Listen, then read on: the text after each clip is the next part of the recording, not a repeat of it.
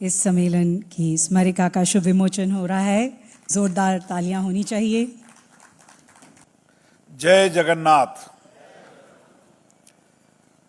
भगवान जगन्नाथ की इस पावन भूमि को मैं नमन करता हूं और भगवान जगन्नाथ जी से प्रार्थना करता हूं सबका कल्याण हो और ये देश विकसित भारत के संकल्प की ओर बढ़े। आज हम सब भुवनेश्वर की ऐतिहासिक धरती, जो उड़ीसा आध्यात्मिक धर्म संस्कृति कला कौशल की धरती है, जो सामाजिक न्याय के ध्येय लक्ष्य को पूर्ण करने की धरती है। इस धरती पर हम सब लोग हमारे संविधान निर्माता बाबा साहब भीमराव अंबेडकर जी को नमन करते हैं।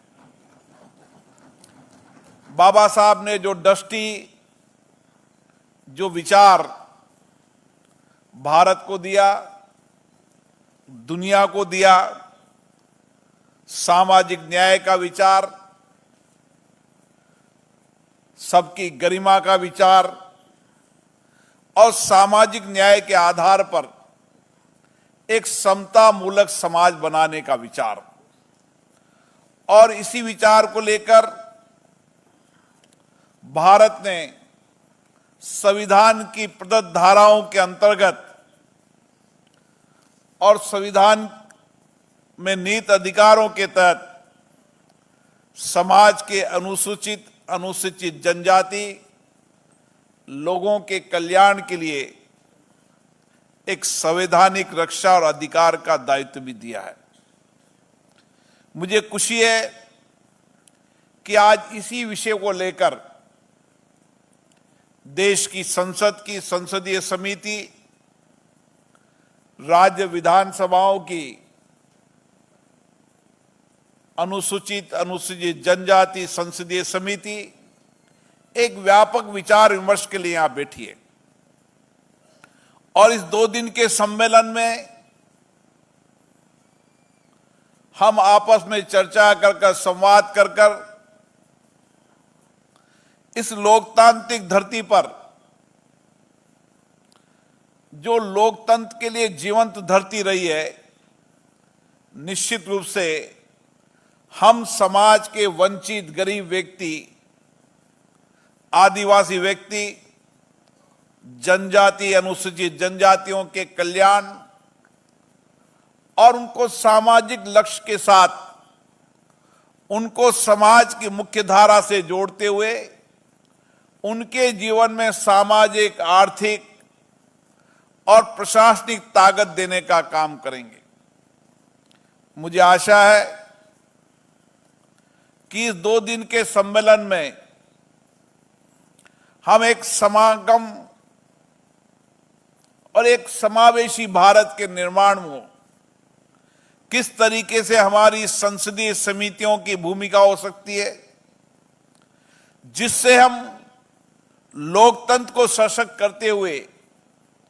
उनकी भागीदारी को और सशक्त करते हुए, उनके व्यापक कल्याण के विचारों को आगे बढ़ाते हुए समाज की मुख्य धारा में जोड़ना भी,